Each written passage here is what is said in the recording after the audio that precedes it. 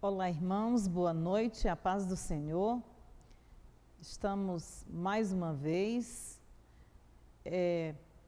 para a nossa terceira e última aula telepresencial de Panorama do Antigo Testamento. Nós temos como objetivos desta terceira e última aula conceituar e compreender a sabedoria e a poesia do Antigo Testamento, conhecer aspectos da literatura de sabedoria e da poesia hebraica, diferenciar a sabedoria prática da sabedoria especulativa, classificar os tipos de salmos e aplicar os ensinamentos desses livros à nossa vida cotidiana. Esses são alguns dos objetivos, aí um resumo dos objetivos da aula de hoje. E nós iremos iniciar esta aula falando a respeito, fazendo um breve panorama a respeito da literatura de sabedoria do Antigo Testamento. Depois faremos uma análise dos livros considerados livros sapienciais ou livros de sabedoria. Depois uma avaliação e uma análise a respeito da literatura poética, com um foco no livro de Salmos e Cantares de Salomão. E para uma compreensão maior a respeito da literatura sapiencial do Antigo Testamento, ou também literatura de sabedoria, essa literatura é fruto da reflexão israelita e também da sabedoria oriental antiga a respeito da vida humana, ou seja, os antigos, tanto os israelitas como as nações, os povos que estavam próximos na antiguidade do povo de Israel, eles contribuíram com esse tipo de literatura e eles chegavam a compor, a passar essa sabedoria de geração para geração, principalmente por meio de provérbios, de ditados, de adágios populares, sendo que isso é comum em todas as culturas.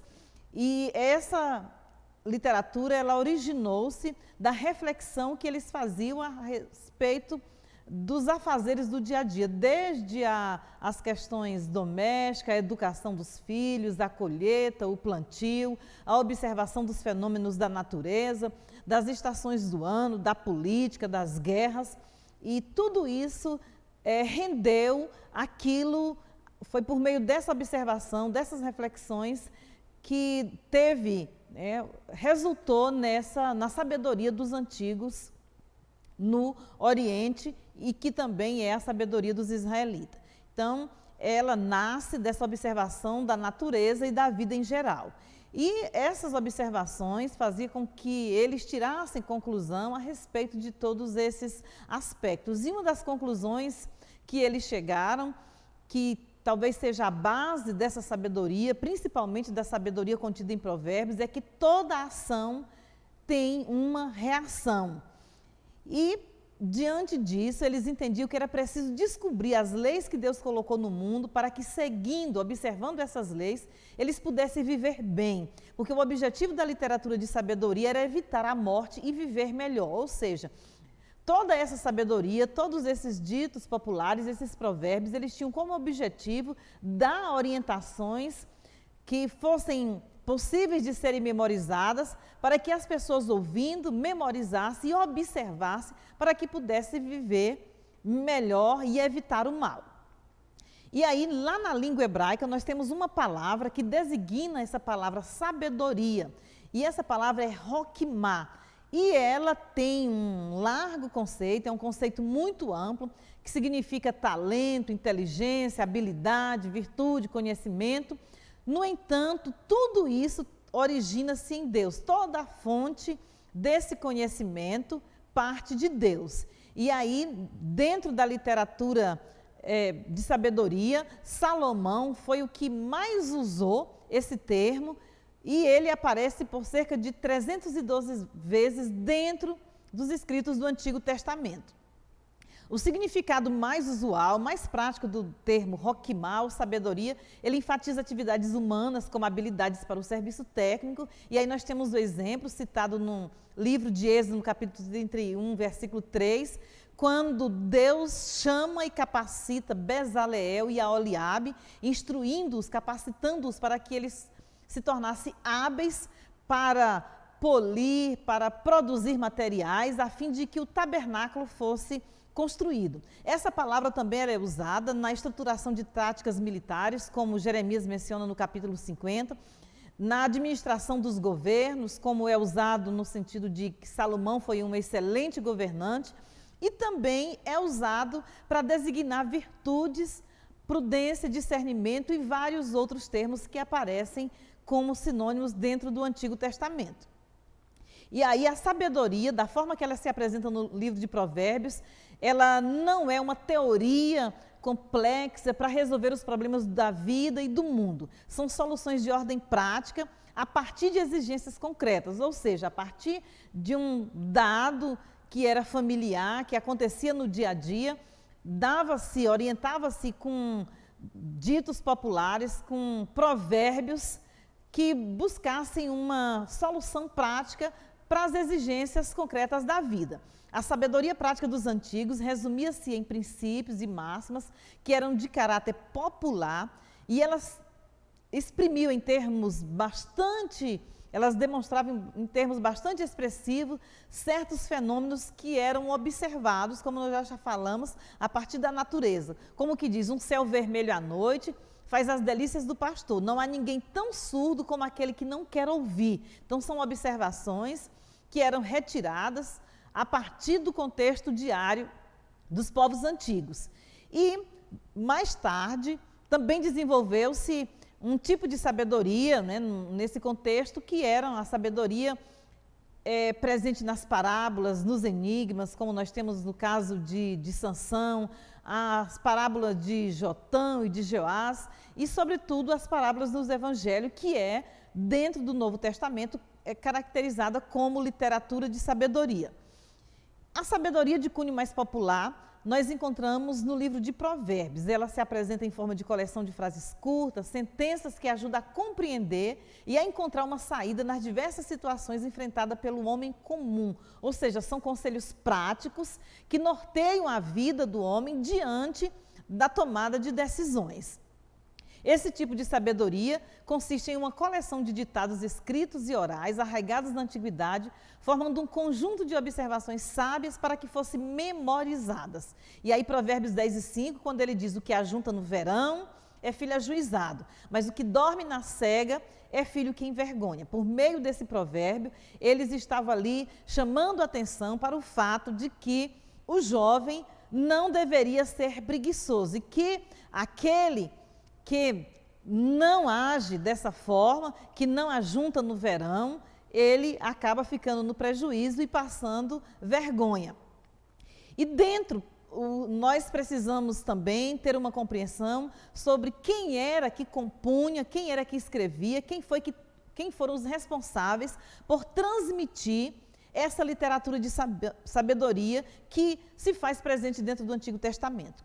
A Bíblia, em quase todo o Antigo Testamento, menciona os sábios. No livro de Gênesis, nós encontramos eles falando dos seus vizinhos egípcios, pelo fato de terem uma sabedoria notória, e essa sabedoria egípcia, ela se manifestava de várias formas. O versículo 8 de Obadias fala dos sábios de Edom, né, Ezequiel cita os tírios, os babilônios, que eram conhecidos pela sabedoria que dominava. E o livro de Esther registra também a sabedoria dos povos persas. E aí, para os pensadores hebreus, a verdadeira sabedoria, diferentemente da sabedoria, daquilo que se conceitua como sabedoria hoje, ou daquilo que era entendido na sabedoria pelos povos que não faziam parte da comunidade judaica, não consistia apenas em um raciocínio intelectual, prático e sem sentido moral e religioso. Mas essa sabedoria, ela era arraigada no princípio que diz que o temor do Senhor é o princípio da sabedoria. E o verdadeiro sábio era aquele que encarava a vida num espírito de reverência a Deus, enquanto o insensato era insensível em matéria religiosa. Como diz lá o salmista, que o insensato ele chega por si mesmo à conclusão de que não há Deus. Os sábios da antiguidade, eles eram obrigados a aconselhar pessoas que enfrentavam situações difíceis ou que precisavam tomar alguma decisão importante.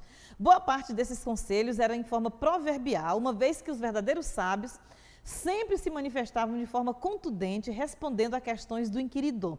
Nós temos um exemplo de José no livro de Gênesis, que foi chamado para aconselhar Faraó, e temos também o exemplo de Daniel, que foi conselheiro dos reis da Babilônia e também dos reis da Pérsia.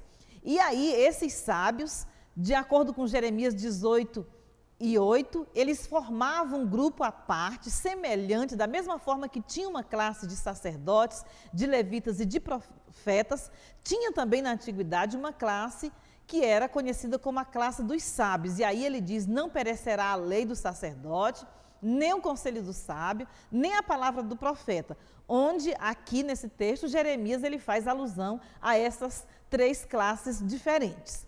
E a literatura de sabedoria, para uma melhor compreensão, nós vamos fazer uma divisão de cunho bastante didático para nós podermos entendê-la melhor. A primeira divisão que iremos mencionar aqui é a sabedoria proverbial, que são esses ditados curtos que expressam o bem-estar ou condensam a sabedoria da experiência. E essa sabedoria está ligada às práticas religiosas, que se estende desde a educação das crianças, ao comércio, à agricultura e à política. Esse tipo de sabedoria proverbial é bastante presente, é a característica marcante do livro de Provérbios. E aí, quando nós temos lá no Provérbios 11:1, que ele diz: balança enganosa é abominação para o Senhor, mas o peso justo é o seu prazer. E aí nós temos vários outros provérbios que fazem essa comparação. E além da sabedoria proverbial, nós temos também a sabedoria contemplativa ou também sabedoria especulativa, que são monólogos, diálogos, histórias que enfocam questões existenciais, como o sofrimento dos justos, o significado da vida, questões que preocupam os espíritos humanos. E aí nós temos essa sabedoria contemplativa ou especulativa, é a característica marcante do livro de Jó, de Eclesiastes e também de alguns salmos, como é o exemplo do Salmo 1. E os livros de sabedoria do Antigo Testamento, eles registram a história de honestos investigadores da verdade que se encontravam diante de problemas antigos e modernos, fenômenos que também aconteciam entre os pensadores de outros povos. Ou seja, não apenas os livros canônicos, os autores canônicos traziam essas angústias que resultavam em especulações, em busca de soluções para os problemas que afetavam a vida no dia a dia. E nós temos o exemplo de Jó, que busca resolver o problema do mal, o problema do sofrimento, e o autor de Eclesiastes, que tem o seu foco sobre a transitoriedade da vida, sobre a vaidade desse mundo, apresentando que tudo aqui é transitório, é passageiro. E os livros de sabedoria, dentro do cânon sagrado, eles constituem aquilo que nós chamamos do terceiro grupo de livros do Velho Testamento.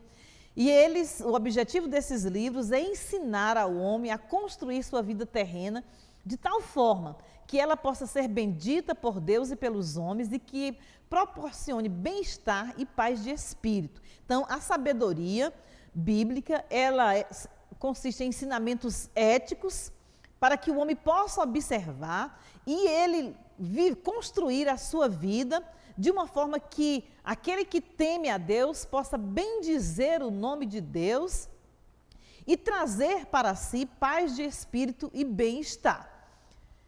Dentro do Antigo Testamento, os livros canônicos considerados como literatura sapiencial ou livros de sabedoria, eles abrangem os livros de Jó, Provérbios, Eclesiastes e alguns salmos, como o Salmo 1, que é bastante conhecido, o Salmo 10, o 14, o 19, o Salmo 37, 49, o 90, o 112 e outros. Esses livros de sabedoria, eles trazem conselhos práticos de como levar a vida, tanto no aspecto particular, como também de toda a família e também a vida em comunidade, de uma forma sábia, temendo a Deus na verdade, na honestidade, no trabalho, na moderação e também como ser útil na vida social. Jó e Eclesiastes são livros que abordam problemas mais profundos e globais, como nós já mencionamos. E eles buscam entender o sentido da vida, a morte, questionamentos acerca da justiça, da vida social e o problema do mal. e até mesmo especulações a respeito da própria natureza da sabedoria. Cantares, ele trata da experiência mais fundamental da vida, que é o amor humano, símbolo do amor de Deus para com seu povo, enquanto Provérbios expressa uma sabedoria prática. E aí agora nós iremos adentrar, fazer um panorama, uma contextualização do livro de Provérbios. E o título do livro, Provérbios, é proveniente de uma raiz machal, que significa ser como ou dominar. Pois um provérbio era, no início, um breve dito sábio que fazia uma comparação, que orientava a vida das pessoas.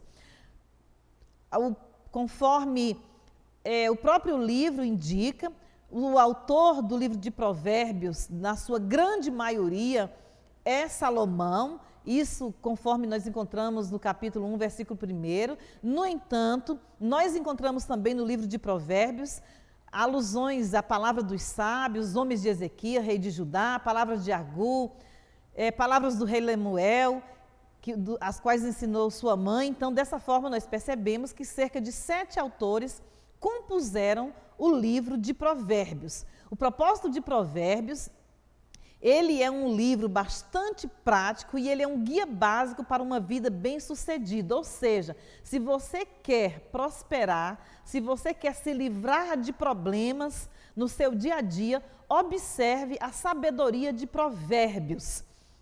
E aí ele traz ensinamentos diversos acerca das diversas facetas da vida humana, sobre como um dos provérbios bem interessantes, sobre a hora certa de falar, sobre a necessidade, às vezes, de nos calarmos. Ele fala a respeito dos negócios, quando ele fala para não remover os marcos, sobre o cuidado com a balança enganosa, chegando à educação dos filhos, falando sobre a necessidade de ensinar a criança no caminho que deve andar, e termina fazendo um elogio, mostrando como é o proceder de uma mulher que é verdadeiramente sábia. Ou seja, Provérbios, ele tem lições para todos os aspectos da vida e ele alcança todos os públicos e todas as faixas etárias. A doutrina de Provérbios é o ensino da moral e dos princípios éticos, ou seja, Provérbios é um livro que nos leva a observarmos, a adquirirmos e a internalizarmos princípios morais e éticos para a nossa vida, para a nossa ação no nosso dia a dia. A particularidade do livro de Provérbios é que ele ensina principalmente por meio de contrastes, onde quase todos os versículos distinguem-se pela palavra mas, ou seja, Provérbios ele mostra tanto o que acontece com aquele que procede bem, como ele também não deixa escapar o que acontece com aqueles que procedem loucamente. Ele sempre faz o contraste entre aquele que é sábio e aquele que é nécio ou aquele que é louco. Então, o livro de Provérbios é um livro riquíssimo, no qual nós devemos meditar diariamente. Alguém sabiamente escreveu que, pelo fato deste livro ser 31 capítulos, é uma excelente recomendação nós, cada dia do mês, lermos um capítulo e buscarmos colocar em prática aquele capítulo no nosso dia a dia, até internalizarmos todos os seus ensinamentos, para que possamos ter uma vida melhor e nos livrarmos de sérios problemas. Em suma, o livro de Provérbios, a sua essência é que a sabedoria, ela consiste primeiramente, ela está respaldada no temor de Deus, e que se alguém quer viver bem, livrando-se de vários problemas, observe o ensinamento de Provérbios. Outro livro, bem diferente de Provérbios, mas que também trata acerca da sabedoria. Enquanto Provérbios trata da sabedoria prática, Jó, ele apresenta uma sabedoria especulativa, e o livro de Jó acredita-se que é o livro mais antigo da Bíblia, e algumas questões a respeito, alguns acreditam que Moisés escreveu. No entanto, a conclusão que nós podemos chegar quando lemos o livro de Jó, mesmo não tendo por certo quem foi o seu autor, é que o autor desse livro era uma pessoa sensível, inteligente, uma pessoa culta e experiente, e que sempre observava a vida de uma forma bastante profunda. O livro de Jó, ele trata acerca do triunfo sobre o sofrimento através da manutenção da fé em Deus, sendo esse um ensinamento essencial para os nossos dias, em uma época onde as pessoas pensam bastante no prazer, uma sociedade hedonista que corre atrás do prazer a todo custo e que nega o sofrimento e que às vezes perde a oportunidade de aprender acerca da vida, acerca de si mesmo e principalmente acerca de Deus no momento da dor e do sofrimento. É bastante recomendado a leitura do livro de Jó, ou seja, Jó é um livro extremamente necessário para a nossa geração, pelo fato dele trazer essa abordagem que muitos negam, muitos querem afastar-se, no entanto, que é uma necessidade, é um aspecto que é inerente à vida do ser humano. E o contexto de Jó, o pensamento tradicional, e isso está presente no Antigo Testamento, apontava para a saúde, para a riqueza, para os filhos, a liderança como sendo bênçãos dos homens justos. Enquanto a ausência dessas, como a doença, a ausência de filhos, simbolizava o homem pecador. E nós vimos que Jó, ele vem para confrontar esse ensinamento, considerando que o início do livro de Jó coloca o próprio Deus, ali escreve o currículo de Jó, atestando que ele era um homem íntegro e reto e que temia a Deus. No entanto, ele teve que passar por todo esse sofrimento. E nós entendemos a partir disso que o sofrimento não é um corpo estranho na vida cristã, que o sofrimento ele é inerente à vida do cristão e é um dos aspectos da vida que não é desejável. No entanto, nós precisamos aprender a como suportar o sofrimento, suportar a dor, sem, no entanto, perder o temor de Deus, vivendo debaixo da submissão a Deus. Esse é o grande ensinamento do livro de Jó. E o livro fala do sofrimento e é um grande exemplo de quem quer viver, né, e quem quer ser fiel a Deus, mesmo não desfrutando de dinheiro e de saúde.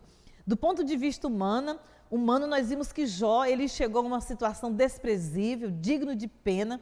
Do ponto de vista espiritual, no entanto, ele manteve a essência, que foi a fidelidade a Deus. Do ponto de vista humano, ele chegou a ser criticado, questionado pelos seus amigos mais íntimos e até mesmo desprezado e abominado pela sua própria esposa. Porém, do ponto de vista espiritual, ele manteve a essência que é a fé em Deus.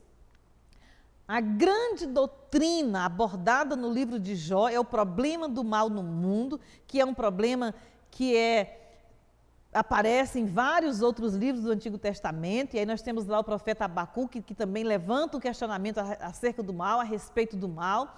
E Jó não trata o problema do mal de uma forma abstrata, com questionamentos, como é feito pelos filósofos antigos, pelos filósofos gregos e por muitos outros que não faziam parte da comunidade israelita. Jó, ele trata do problema do mal a partir de uma realidade concreta, em termos de agonia de um homem, mostrando a realidade de um homem que passou por diversas provações, suportou diversos tipos de sofrimento, no entanto, foi capaz de superar mantendo a fé em Deus. E quando nós observamos de perto o livro de Jó, ele é um livro riquíssimo, a sua riqueza literária é quase que indescritível, em forma de conselhos, e o final de Jó, quando Deus se manifesta, fazendo perguntas diversas para Jó, e alguém disse que Jó é uma das oferendas supremas da mente humana ao Deus vivo e uma das melhores dádivas de Deus ao homem. Diante disso, nós não devemos negligenciar esse livro tão belo, tão culto e que tanto ensinamento traz para as nossas vidas e que tanto proveito traz para a vida cristã. Jó, ele é um livro prodigioso no vasto alcance das suas ideias, na largueza da sua cobertura da experiência humana, na intensidade das suas paixões, na imensidade do seu conceito de Deus e na sublime perícia literária. Francis Anderson tentou, dessa forma, fazer um resumo daquilo que Jó representa. E aí nós reafirmamos que vale a pena nos debruçar sobre esse livro, descobrirmos a sua beleza literária, descobrirmos o quanto ele penetra fundo a alma humana, o quanto, diferentemente de muitas literaturas de hoje que buscam mostrar os aspectos da vaidade, os aspectos da honra, da glória, do ufanismo, Jó, ele fala a verdade acerca das experiências humanas e mostra esse lado a respeito do sofrimento.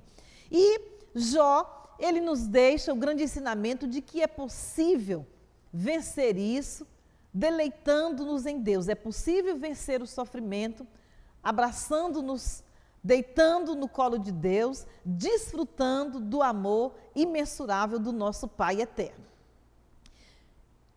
Semelhante ao livro de Jó, faz parte também da literatura de sabedoria do Antigo Testamento o livro de Eclesiastes. O título do livro, também de uma raiz hebraica, significa chamar ou reunir, e esse livro, esse termo, ele traz vários significados, e aí alguns entendem como alguém que reúne uma audiência, alguém que reúne uma assembleia, ou um colecionador de verdades, aquele que debate, ou que discursa, ou ainda um pregador. E, da mesma forma que Provérbios, acredita-se que a tradição judaica reafirma isso, que esse livro é de autoria de Salomão. E Eclesiastes, ele possui um propósito bastante nobre, que é descobrir qual é o melhor bem da vida. E aí, Eclesiastes, diferentemente de Jó, ele não trata do aspecto de uma vida, não tem ali um personagem principal que vive as diversas facetas da vida humana, mas ele, através de questionamentos, de especulações, de perguntas, ele busca fazer uma diferença entre os prazeres e mostrando as vaidades dessa vida. E aí, Eclesiastes, ele trata a respeito do prazer, da sabedoria, da riqueza, no entanto, ele considera todas essas coisas sem sentido. E ele mostra que o melhor bem da vida somente pode ser conseguido se alguém teme a Deus e guarda os seus mandamentos. Ou seja, a vida fora da vontade de Deus, ela é totalmente fútil. Assim, Eclesiastes, ele busca mostrar a vaidade de todas as coisas debaixo do sol, sendo que esta é uma expressão bastante comum usado pelo sábio que escreveu o livro de Eclesiastes, que ele se propõe a ver, a observar tudo o que acontece debaixo do sol. E aí ele chega a diversas conclusões, e sendo que a principal delas é que todas as coisas são vaidades. É que o homem passa boa parte da sua vida correndo atrás do vento. É um livro que teve uma certa dificuldade no momento da canonização do Antigo Testamento, porque alguns judeus achavam que esse livro tinha um teor bastante pessimista. Ele contrastava algumas das verdades, algumas doutrinas comuns no judaísmo, de que a bênção de Deus tinha como consequência o bem-estar na vida material, e o livro de Eclesiastes, ele começa a mostrar que riqueza, que bens, que juventude, que muitos outros fatores, eles não têm muito proveito. No entanto, o autor sabiamente, ele conclui o livro mostrando que todas as coisas devem ser vividas, experimentadas, sob o temor de Deus. Ou seja, o temor de Deus deve direcionar a vida do ser humano, deve direcionar todas as decisões que o homem toma na sua vida debaixo do sol. E aí, Eclesiastes, também um livro bastante proveitoso. Nós vivemos em uma época conhecida como pós-modernidade, onde a humanidade perdeu seus referenciais de verdade, onde não há mais absolutos, as pessoas vivem desesperadas em busca do prazer, não encontram satisfação mais em nada e vivem mudando, né, de vida, buscando prazer, buscando satisfação, no entanto não encontram nada que lhe possa satisfazer. Alguém escreveu que o homem pós-moderno, tudo para ele é descartável, porque nada tem serventia, nada é capaz de preencher esse senso de vazio que penetra a alma do ser humano e que tem levado muitos ao suicídio, às drogas e a viver uma vida indigna. Eclesiastes, ele responde às inquietações da nossa época, ele busca dar um sentido à vida daqueles que não encontram referenciais de verdade, que não encontram sentido para a vida. E Eclesiastes, ele responde isso porque ele se preocupa com aquilo que é o desejo fundamental dos seres humanos, que é viver a vida na sua totalidade. E aí Eclesiastes, ele nos ensina que para vivermos a vida na sua totalidade, nós só conseguimos isso se encaixarmos a nossa vida em um padrão significativo, onde nós tenhamos a compreensão de que Deus, que a nossa vida, o propósito e o plano da nossa vida devem ser plenamente controlados e guiados por Deus. Então, em uma época que a dignidade básica do ser humano é negada, Eclesiastes, ele aponta para uma visão da totalidade e da estabilidade de vida. Eclesiastes, ele nos ensina que é impossível encontrar o verdadeiro significado da vida longe da vontade de Deus. E aí, o livro de Eclesiastes, ele ensina por meio de preceitos éticos e espirituais que devemos temer a Deus. Precisamos receber todas as coisas boas da vida como um presente de Deus. O autor de Eclesiastes, ele diz, olha, aproveite a vida, né? Coma, beba, desfrute, case, tenha filhos, trabalhe. Você pode buscar riquezas, no entanto, faça todas essas coisas debaixo do temor de Deus, sabendo que um dia você vai prestar conta de todas essas coisas. Eclesiastes também nos ensina de que um dia Deus julgará o justo, como também julgará o perverso, ou seja, nós haveremos de prestar contas a Deus. Essa é uma verdade que tem sido bastante negligenciada nos nossos dias. O próprio comportamento das pessoas, infelizmente, até mesmo daqueles que estão na igreja, muitas vezes aparentam, muitas pessoas vivam e aparentam no seu viver o fato de que parece que não haverá uma prestação de contas, mas essa é uma verdade clara na Bíblia Sagrada de que haverá uma prestação de contas. E todas as nossas decisões, as decisões mais simples, até as mais complexas da nossa vida, devem ser tomadas sobre base desse preceito, de que um dia nós haveremos de prestar conta da nossa vida a Deus. Deus, ele examina a qualidade da vida de cada ser humano. E Deus examina a qualidade da nossa vida na sua totalidade. Deus examina a qualidade do trabalho que nós prestamos. Deus examina a qualidade do nosso culto. Deus examina a qualidade da nossa vida em família. Deus examina a qualidade da nossa vida dos negócios, daquilo que nós fazemos para Ele. Então, Deus, Ele sempre está a nos observar naquilo que nós estamos fazendo.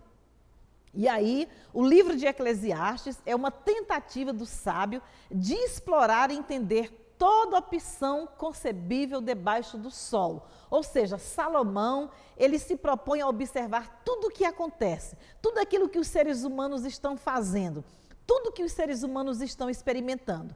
E aí, ele tem como objetivo encontrar uma chave única, uma chave que seria possível destrancar e explicar os enigmas da existência humana e dar sentido à vida. E aí, Salomão, ele chega à conclusão de que essas coisas são possíveis quando o homem teme a Deus. Assim, a sabedoria bíblica presente no Antigo Testamento, por meio dos livros de Jó, Provérbios e Eclesiastes, Elas enfatizam desde aspectos corriqueiros do ser humano, como também focaliza aspectos filosóficos, como o problema do mal no mundo, o sofrimento, a pobreza, as injustiças sociais e o propósito desta vida. Nós, como servos de Deus, precisamos, de uma forma cuidadosa, examinar esses livros que fazem parte das Escrituras Sagradas, para que nós possamos mostrar para o mundo e viver de tal forma que o mundo possa perceber que em nós há um propósito maior, que nós não pensamos apenas nas coisas perecíveis dessa terra, mas que existe um propósito grandioso para a nossa vida que nos aguarda na eternidade. Essa é a nossa abordagem a respeito dos livros da literatura de sabedoria do Antigo Testamento. Recomendamos que os irmãos leiam e se aprofundem mais, busquem conhecer, principalmente observando, lendo cuidadosamente esses livros, tirando proveitos para a vida na sua totalidade. E, não diferente da literatura de sabedoria, os últimos livros, os últimos conjuntos de livros do Antigo Testamento, que serão analisados nesta última aula, principalmente o foco de Jó e Cantares, pelo fato de realçarem de uma forma bastante contundente a poesia hebraica, que nós precisamos, para uma melhor compreensão da poesia hebraica contida no Antigo Testamento, entendermos que a poesia hebraica ela é bastante diferente daquilo que nós aqui no mundo ocidental entendemos e conhecemos como poesia. A nossa poesia ocidental, ela tem uma preocupação muito grande com as rimas, e a poesia hebraica tem o seu foco não na rima, mas a repetição de ideias é a característica mais importante da poesia hebraica, como ela se apresenta nos livros bíblicos. Outro aspecto interessante da poesia do Antigo Testamento, da poesia hebraica, é que a poesia hebraica andava estritamente associada à música, ou seja, a poesia andava de mãos dadas com a música. Nos Salmos, a possível recitação em forma de leitura, dado o seu gênero literário, são designados como cânticos de louvor, ou cânticos acompanhados ao som do saltério, ou oração cantada e acompanhada com instrumentos musicais. Então, os Salmos, que é onde nós temos a maior representatividade da poesia hebraica dentro do Antigo Testamento, eram poesias cantadas. E aí nós vimos que há uma estreita relação entre a poesia e a música no Antigo Testamento. Outra característica da poesia hebraica é o forte uso, o emprego quase exaustivo de imagens, de palavras que exprimem sentidos, de figuras de linguagem, e essas figuras são bastante emotivas, e os autores, os poetas hebraicos, eles davam ênfase não às racionalizações, mas àquelas figuras, principalmente aquelas figuras que fossem bastante emotivas. E pelo fato do povo israelita ser um povo amante da música, eles se tornaram famosos pela sua poesia e famosos também pelos seus cânticos que repercutiam a poesia do Antigo Testamento. Nós temos vários textos, como em 701, quando Ezequias ele inclui no seu tributo a Senaqueribe da Síria, músicos, os talentosos músicos de Israel, e lá na Babilônia, os exilados, eles eram convidados por aqueles que os haviam captado para que entoassem canções, para que cantassem e tocassem instrumentos para divertir os seus captores. E isso está contido no Salmo 137, no versículo 3. Nós encontramos no Antigo Testamento várias referências à poesia em forma de cântico, como Números 21, 17 e 18, quando ele cita o Cântico da Fonte, considerando que que são apenas citações. Esses cânticos, essas poesias, elas não aparecem na íntegra, elas não são registradas no texto sagrado. E esse texto da fonte citado no livro de Números, possivelmente era um cântico que eles cantavam quando eles estavam trabalhando, escavando as fontes. E aí várias ocupações, várias profissões tinham os seus cânticos peculiares, como é citado por Isaías, o cântico da cega, da colheita. Tinham cânticos para ocasiões especiais, como as despedidas, os funerais, e um dos grandes exemplos do cântico fúnebre encontra-se em 2 Samuel 18:13, quando Davi faz um lamento sobre a morte de Absalão. Dessa forma, uma compreensão que nós precisamos ter prévia acerca da poesia hebraica para nós podermos entendermos melhor a poesia contida nos chamados livros poéticos do Antigo Testamento. Se nós partimos do pressuposto de que a poesia hebraica caracteriza-se da mesma forma que aquilo que nós entendemos por poesia, nós vamos cometer sérios erros hermenêuticos. No entanto, nós precisamos ter essa compreensão de que a poesia hebraica ela faz um largo uso de figura de linguagem, que ela apela para o aspecto emotivo e não para o racional, que ela faz comparações e que ela busca dar uma forte ênfase à linguagem figurada. E nós vamos, de uma forma mais precisa, analisarmos a poesia bíblica contida dentro do Antigo Testamento. E acredita-se que a poesia do Antigo Testamento é a mais bela e significativa contribuição do povo hebreu à literatura universal. Quando os eruditos, os sábios que pesquisam a poesia dos povos antigos, eles chegam à conclusão de que nenhum outro povo teve a capacidade de compor uma poesia tão bela como o povo hebreu. E essa poesia, parte considerável dessa poesia, ela está registrada na Bíblia para o nosso aproveitamento, para o nosso deleite e para a nossa edificação. E aí o Antigo Testamento, ele não contempla todos os escritos poéticos do povo judeu, mas nós temos poemas de significação religiosa que foram incluídos nos livros sagrados, e especialmente livro de Salmos, Cantares de Salomão e Lamentações de Jeremias, que é um lamento belíssimo acerca da cidade de Jerusalém no momento em que ela foi destruída. Outro aspecto que nós precisamos considerar é que a poesia bíblica, ela não está presente apenas nesses livros considerados como literatura poética do Antigo Testamento, como o livro de Salmos, Provérbios, Jó, que também expressam sabedoria em forma de poesia, mas a poesia bíblica, ela se encontra em quase todos os livros do Antigo Testamento. Gênesis é marcado por inúmeros textos em forma de poesia.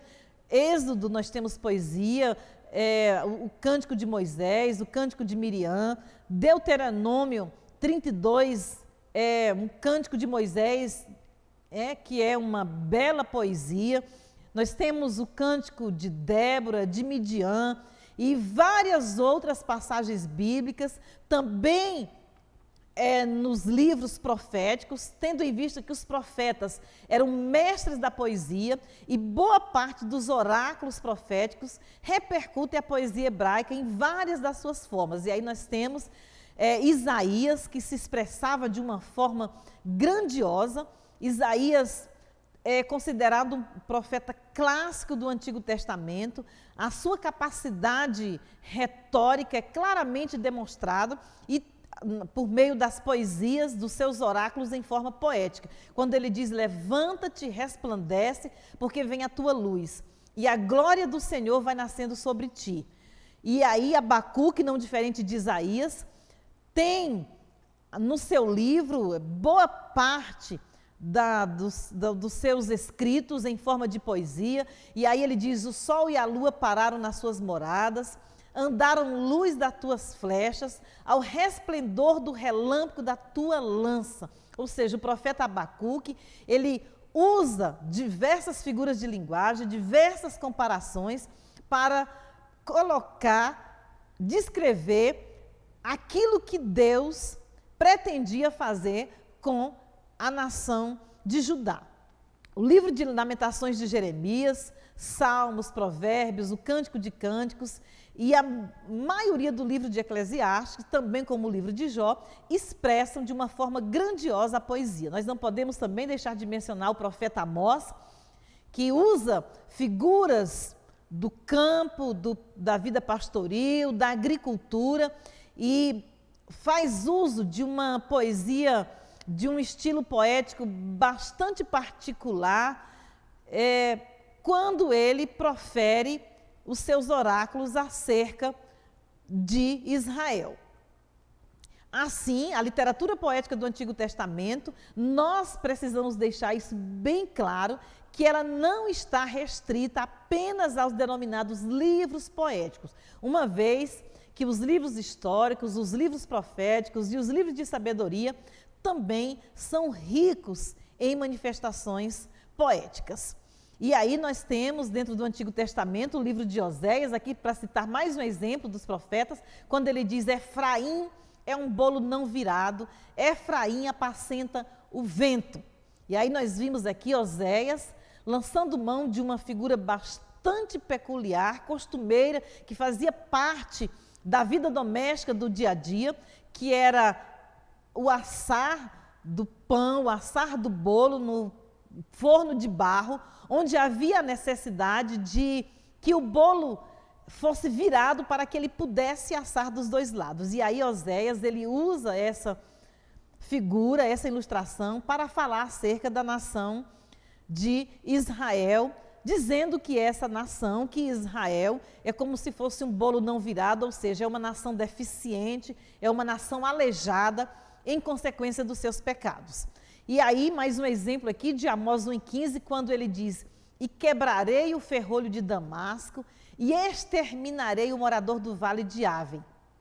E ao que tem o cetro de Bet-Edem, e o povo da Síria será levado em cativeiro. Aqui, diz o Senhor. Amós, fazendo uso de figuras de linguagem, usa para descrever a sua profecia em forma de poesia.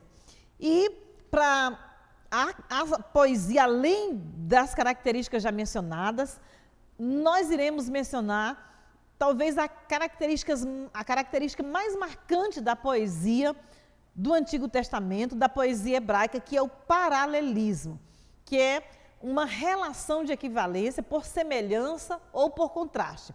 E esse paralelismo é o fenômeno da aparente repetição de frases verificadas nos textos bíblicos. E esse paralelismo, ele se caracteriza e é apresentado na forma de sinônimo, que ele expressa o mesmo pensamento em uma linguagem equivalente, e essa é a forma mais simples, onde a segunda linha, em termos diferentes, repete o pensamento da primeira linha. E aí, onde ele diz: aquele que se assenta nos céus se rirá, e Yahvé zombará deles. Isso no Salmo 2, que é um salmo messiânico, que fala de como as nações abominam a Deus, de como as nações se distanciam de Deus, de como os homens querem quebrar tudo aquilo que os liga a Deus. E aí, em consequência disso, o salmista diz que quando ele olha e vê a impossibilidade, a fragilidade dos seres humanos que vivem uma suposta autonomia, o salmista ele diz que Deus, aquele que se assenta nos céus, ou seja, Deus se rirá. Na segunda linha, ele exprime a mesma ideia, no entanto, com sinônimos. E aí nós temos Yahvé na segunda linha, que é sinônimo da expressão aquele que se assenta nos céus, e aí o zombará deles como sinônimo da primeira linha, quando ele diz que se rirá. Então nós vimos aí, o autor ele não está exprimindo duas coisas diferentes, não são duas ideias diferentes, ele não fala de duas pessoas diferentes, ele fala acerca de Deus e da atitude de Deus diante daqueles que se comportam de uma forma nécia. A outra característica da poesia hebraica é o paralelismo antitético, que ocorre quando a segunda linha reitera a primeira pelo contraste. Uma linha exprime a mesma ideia da primeira, mas de uma maneira negativa. E aí nós temos mais uma vez o exemplo nos Salmos, quando ele diz: porque o Senhor conhece o caminho do justo, mas o caminho dos ímpios conduz à ruína. Nós vimos aí que ele faz uma comparação entre a vida do justo e a vida dos ímpios. Geralmente a conjunção adversativa mas, ela aparece no paralelismo antitético. E nós temos mais um exemplo aí: o temor do Senhor é o princípio do conhecimento, mas os insensatos desprezam a sabedoria e a instrução. Provérbios 10:1, um filho sábio alegra a seu pai, mas um filho insensato entristece a sua mãe.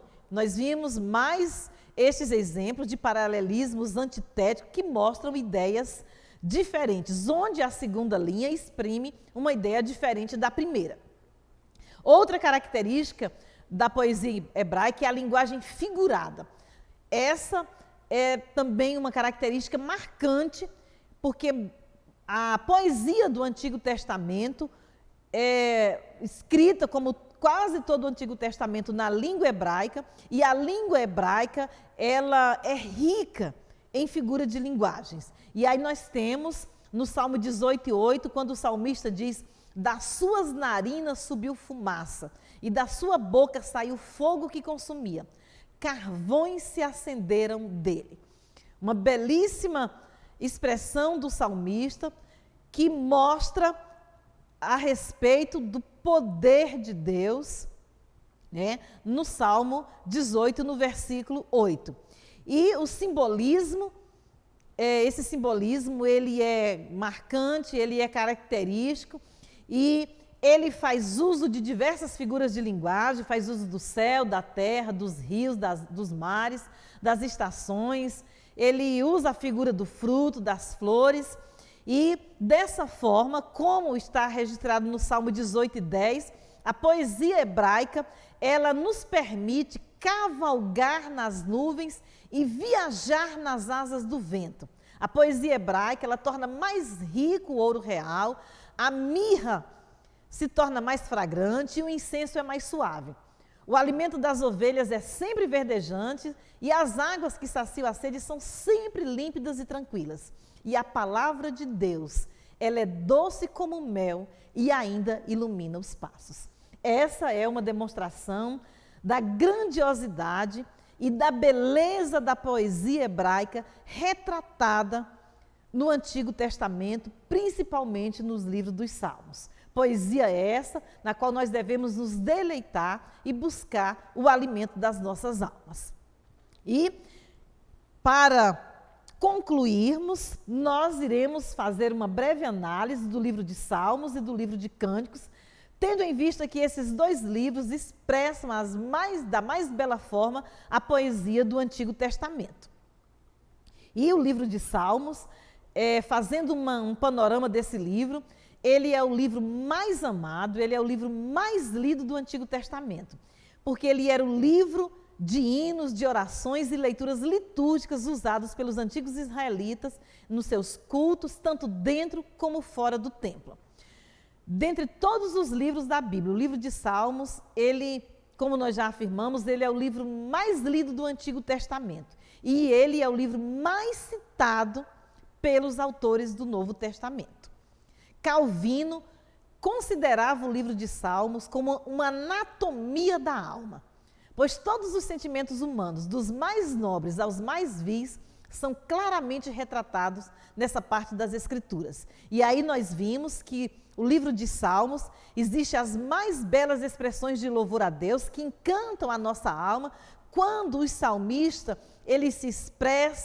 quando ele expressa a sua devoção diante de Deus, quando ele contempla a grandiosidade do cuidado e do amor de Deus, como no Salmo 19, que é uma canção ao Deus Criador, reconhecendo a criação de Deus como algo maravilhoso e esplêndido, retratando aí um sentimento nobre, um sentimento de reconhecimento, quando ele diz: os céus proclamam a glória de Deus, o universo anuncia as obras de suas mãos.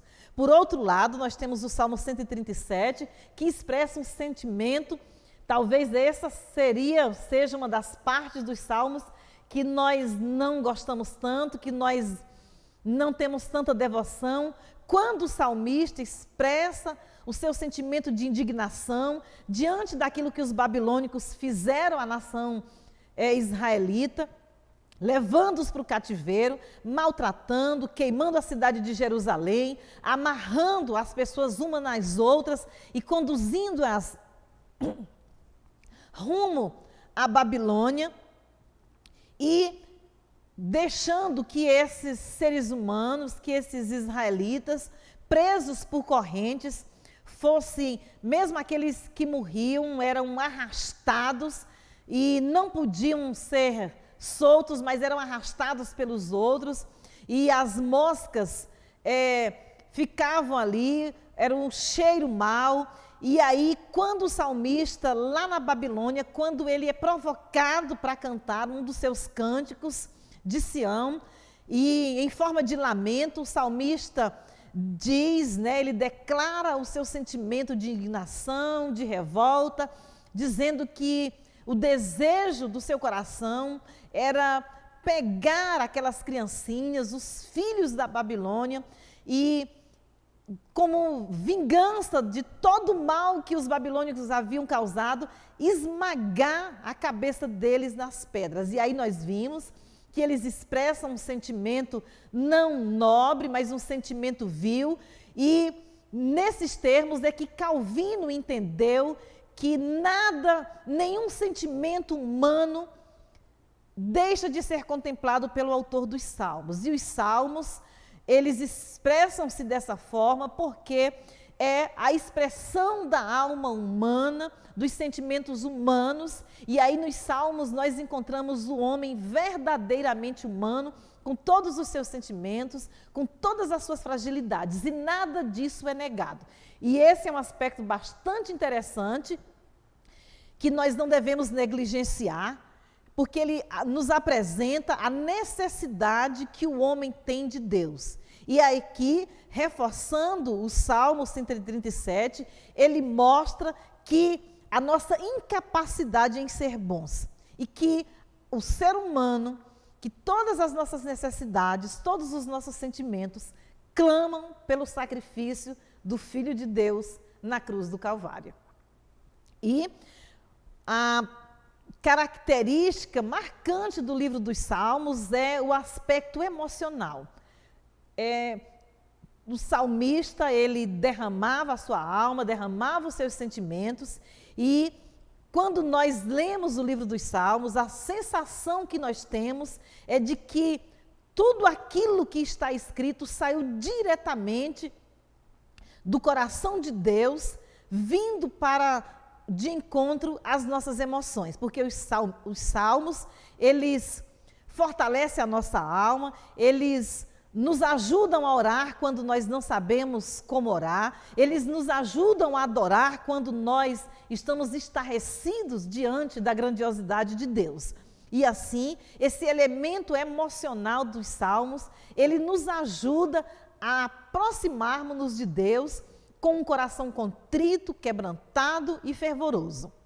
E os salmos, eles retratam uma gama de experiência e emoções humanas. Eles descrevem a vida real, sem máscara e sem hipocrisia. Os salmistas, eles têm a capacidade de desnudar as suas almas e expressar as suas mais profundas alegrias e tristeza.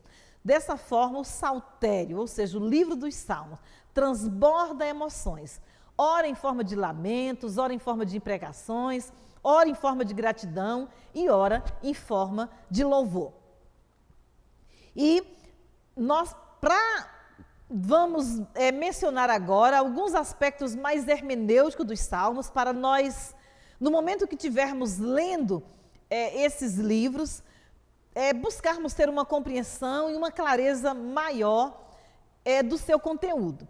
E os Salmos, da mesma forma que eles são incomparáveis em sua beleza, eles também possuem dificuldades incomparáveis em relação aos outros livros do Antigo Testamento. Quase todos os livros do Antigo Testamento e até mesmo da Bíblia como um todo, é possível localizar um contexto em que aquele livro foi escrito, é possível localizar um único autor ou dois autores, é possível perceber um pano de fundo. No entanto, nós temos uma série de dificuldades em relação ao livro de Salmos, tendo em vista que não é possível perceber esses aspectos como os autores, o contexto histórico, o momento de composição dos Salmos, tendo em vista que os Salmos, eles abarcam um longo período da história do povo israelita.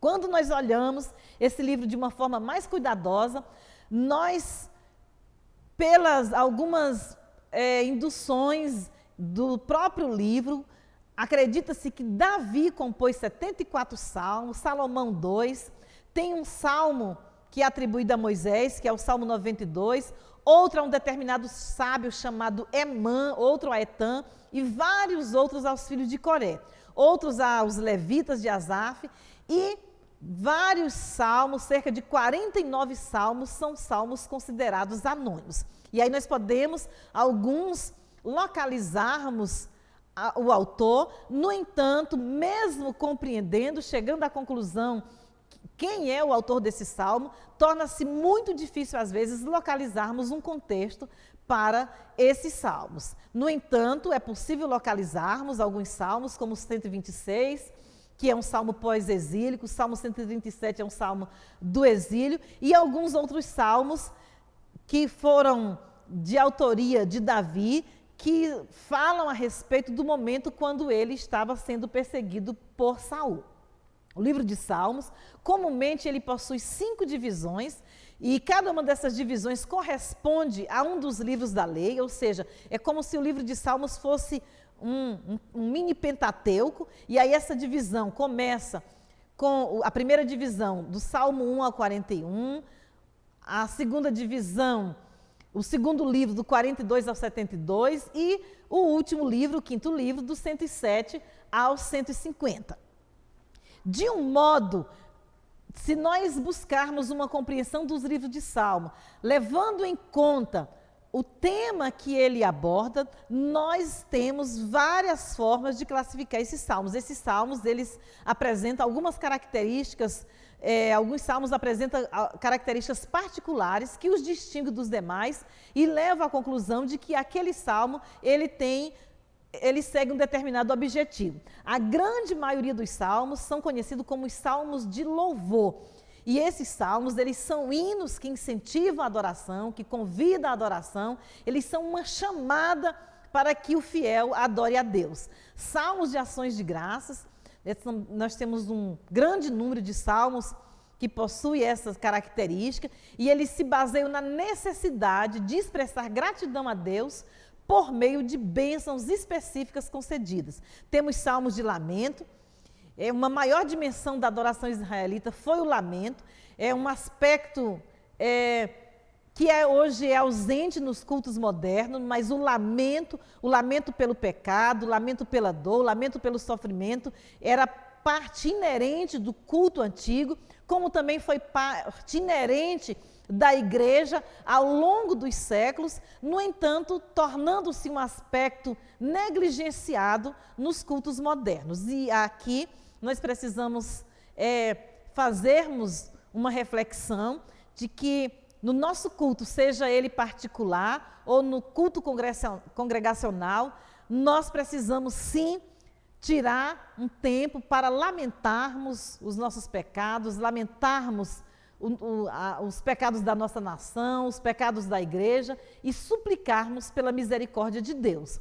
Os salmos de lamento, geralmente eles começam com um pedido de livramento dirigido a Deus, seguido por uma descrição das aflições sofridas, em conjunto com uma afirmação de confiança em Deus. E ele sempre termina pedindo o livramento de Deus. Nós temos os salmos reais, nós já citamos o exemplo do Salmo 2, o Salmo 72, o Salmo 101 e o 110, que são salmos reconhecidos pelo seu conteúdo, mais pelo seu conteúdo do que pela sua forma poética. Eles registram a experiência da vida de alguns reis israelitas, como a coroação, os aniversários, o casamento, as intercessões, antes e depois das batalhas, a subjugação das nações inimigas e outros aspectos. Os salmos litúrgicos, eles foram confeccionados para leitura ou canto público e usualmente de maneira antifônica, em que duas metades do grupo respondiam alternadamente ao ler ou cantar. Ou seja, esses salmos litúrgicos, eles eram entoados por dois coros, uns cantavam uma parte e os outros respondiam cantando a segunda parte desse cântico conhecido como antifonia. Os salmos de confiança, como é talvez o mais conhecido de todos os salmos, que é o Salmo 23, ele afirma a confiança do salmista em Deus, e as sessões de confiança desses salmos, elas são muito semelhantes às sessões de confiança dos salmos de lamento, sendo que o Salmo 23, ele é um salmo de confiança quando o salmista confia a sua vida, a vida do seu rebanho, aos cuidados de Deus. Os salmos de sabedoria, talvez o mais conhecido seja o Salmo 1, quando o salmista faz a comparação entre a vida do justo e a vida do ímpio. Eles são identificados pelos seus fortes e curtos ditos, semelhantes àqueles encontrados no livro de Provérbios. Esses salmos, eles também são considerados literatura de sabedoria e de um modo muito especial. Eles tratam da questão da retribuição divina e a recompensa. E, principalmente, abordam o problema da prosperidade ou da não prosperidade do ímpio. De um modo geral, crê-se que todos os salmos deveriam ser cantados. No entanto, os títulos de alguns salmos, eles revelam, eles indicam a natureza litúrgica de cada salmo. Geralmente, quando nós estamos lendo a Bíblia, algumas versões elas trazem aquelas palavras, né, mizimô e várias outras, e essas palavrinhas, os eruditos acreditam que elas indicam a especificidade litúrgica de cada salmo, apontando que determinados salmos eram apropriados para certas ocasiões. E aí nós temos aí mizimô, que se refere à música que deveria ser cantada com acompanhamento de instrumentos de música. Shir, né, que é cântico em hebraico, se refere à qualidade de um canto, a qualidade, uma espécie de um cântico, e aparece 30 vezes. O masquil é um cântico de especial qualidade, que ocorre em 13 salmos, podendo significar vários tipos de cânticos, cânticos de meditação e também cânticos didáticos. Miquitã é o salmo com ideia de lamento pessoal, que deveria ser entoado no momento de lamentação. Assim, quando nós nos depararmos com esses títulos, com essas palavrinhas estranhas que às vezes aparecem nos salmos, nós precisamos buscar compreender, entender o significado delas, que tipo de salmos elas estão indicando, pois elas sempre apresentam que aquele determinado salmo deve ser usado em uma ocasião apropriada. E, para finalizarmos o livro dos Salmos, uma curiosidade acerca do livro dos Salmos. O Salmo 119, ele é o capítulo mais longo da Bíblia. Ele é um belo poema à palavra de Deus. Ele é um poema acróstico. O poema acróstico é aquele poema quando nós usamos a primeira letra do nome de uma pessoa, ou de um objeto, ou de qualquer coisa, para inscrevermos alguma qualidade, compormos, descrevermos os atributos dessa pessoa, ou de um determinado objeto, ou de um determinado ser. O Salmo 119, ele é um acróstico, e esse acróstico grandioso, ele aponta para a capacidade literária dos autores da Bíblia. Somente alguém altamente capacitado, altamente habilitado, poderia compor um acróstico como é o Salmo 119. E aí esse salmo, ele é composto por 22 estrofes. Cada uma dessas estrofes para as 22 letras do alfabeto, ou seja, cada uma dessas estrofes, elas correspondem a uma das letras do alfabeto hebraico. Quando nós olhamos no original hebraico, todos os primeiros versículos do Salmo 119, do 1 ao 8, a primeira palavra inicia-se com a primeira letra do alfabeto hebraico, que é o Aleph. A segunda estrofe, que é do versículo 9 ao 17, todas as palavras iniciam-se com a segunda letra do alfabeto hebraico, que é o Bet. Assim sucessivamente até a última letra do alfabeto. Dessa forma, algumas versões, como a Almeida Revista e Corrigida, é possível observar que há essa divisão. O salmo ele começa lá com a palavrinha escrita Aleph, que é o nome da primeira letra. Depois do 8º versículo, nós encontramos lá a palavrinha Bet, que é a segunda letra do alfabeto hebraico, e assim sucessivamente. E quando nós olhamos no original hebraico, nós detectamos que todas as palavras de cada um dessas 22 estrofes começam com uma dessas letras. Essa é uma das particularidades do livro dos Salmos e do capítulo, mais especificamente, do Salmo 119.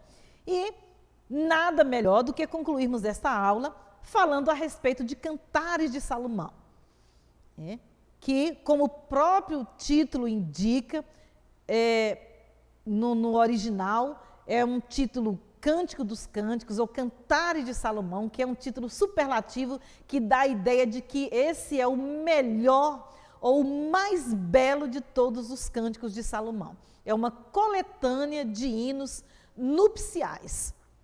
E tudo acredita que, de acordo com o próprio autor, com o próprio texto, também esse livro saiu, poderíamos dizer, da pena ou do coração de Salomão.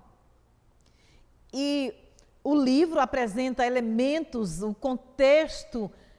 Não é possível um contexto, às vezes, histórico, mas é possível perceber um contexto geográfico, considerando que o livro ele apresenta vários elementos da corte de Jerusalém, ele apresenta várias espécies da fauna e da flora comum no mundo dos israelitas, como faz menção a jardins, árvores, folhas, montanhas arborizadas, animais selvagens, vinhas, fontes, e locais como Engedi e Jerusalém.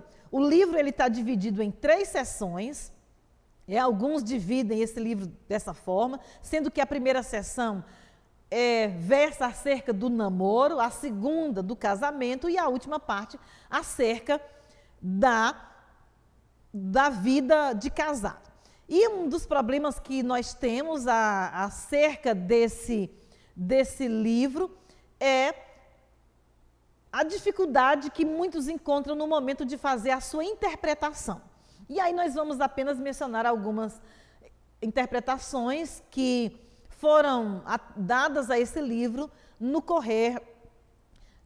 decorrer dos anos por vários estudiosos. Existe uma interpretação dramática que diz que esse cântico é um hino, é um drama apresentado quando Salomão estava apaixonado pela sua sulamita e quando ele a leva para o palácio de Jerusalém. Existe uma interpretação natural ou literal, que é o princípio básico dessa interpretação, é o que o hino é um poema que exalta o amor humano, sendo que essa é a interpretação mais aceita pela maioria dos estudiosos, porque o livro ele trata do relacionamento amoroso descrito entre cantares, e é um livro de caráter sublime.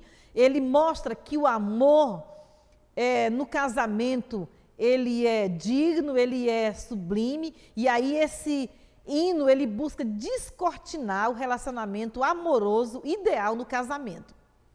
Algumas lições de Cantares, que Cantares nos ensina, que devem ser levados para a nossa vida, principalmente para os casados e para aqueles que ainda irão se casar. Espero que todos que estão participando dessa aula, que são matriculados no curso, Eu creio que aqueles que não são casados, né, espero que um dia venham se casar e que antes de se casarem leiam o livro de Cantares e que levem para o seu casamento essas preciosas lições desse livro. Uma delas é o quê? Dê atenção ao seu cônjuge. O livro de Cantares, nós vimos os dois apaixonados, preocupados com o bem-estar do outro, querendo gastar tempo, querendo ficar perto um do outro. Muitas vezes os casamentos são desgastados por falta de atenção. No casamento, os elogios são sempre bem-vindos e o livro de Cantares, ele é recheado de elogios. Dificilmente ali o amado dirige-se à sua amada e vice-versa, chamando-os pelo nome. Eles sempre se dirigem com palavras elogiosas, fazendo comparações. Outra lição: cultive o seu casamento de tal modo que você possa se expressar como o autor dos cantares. E você possa dizer: as muitas águas não podem apagar esse amor, nem os rios afogá-lo. Ainda que alguém desse todos os bens da sua casa pelo amor, certamente o desprezariam. E aí é um grande desafio. Será se nós estamos habilitados a fazer isso? Então, precisamos ler Cantares e colocá-lo em prática na nossa vida de casado, na nossa vida familiar, para que o nosso casamento seja um exemplo de que esta é uma instituição divina, criada por Deus e mantida por Deus para o bem-estar do ser humano e para o bem-estar da sociedade.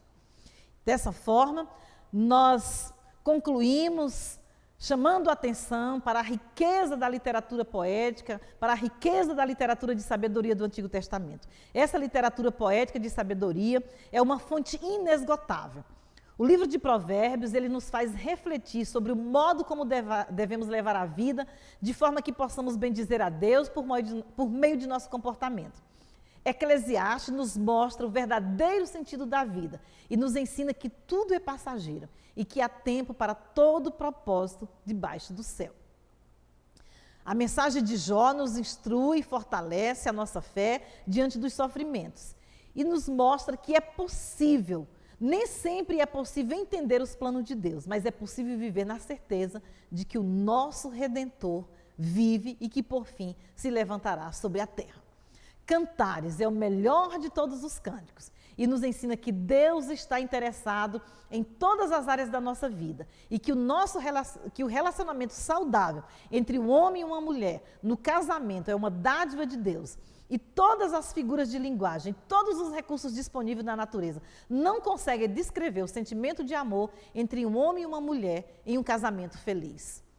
Salmos é nesse livro que nós temos a oportunidade de, junto com o salmista, rasgarmos a nossa alma, suplicando o perdão de Deus, suplicando a misericórdia de Deus e orando como o salmista, clamarmos dizendo: tem misericórdia de mim, ó Deus, e apaga as minhas transgressões, segundo a multidão das suas misericórdias. E também é no livro dos Salmos que nos momentos de júbilo e de alegria, nós elevamos o nosso pensamento a Deus e em gratidão convidamos todos que têm fôlego para louvarmos o Senhor. Que Deus nos abençoe e nos guarde e lembrando que essa é a nossa última aula, eu agradeço a audiência de todos, lembrando que os irmãos podem o vídeo está disponível no YouTube, podem ver diversas vezes, como também ler o nosso texto da apostila, buscar outras fontes para aprofundar o conhecimento acerca do Antigo Testamento e não esquecer de fazer as tarefas, as atividades que estão disponíveis na plataforma. E nós, nessa aula final, nós agradecemos aos pastores, presidentes de campo que estão apoiando o Seminário Adonai, que é o seminário da nossa convenção, SEAD Seta, que tem buscado oferecer o ensino, ajudar os nossos irmãos a exercerem os seus ministérios na igreja local, ensinando a palavra de Deus. Agradecemos o pastor João Carmo, pastor Sérgio, da Igreja Madureira de Recursolândia, o pastor Marcelo, da SEAD Seta de Recursolândia, o pastor Gilvan, como também agradecemos os nossos tutores, a Késia, a Neuzilene Odaí, a Gemima, agradecemos a Mariane e a Socorro, que têm dado esse apoio nos nossos polos, nas cidades do nosso estado.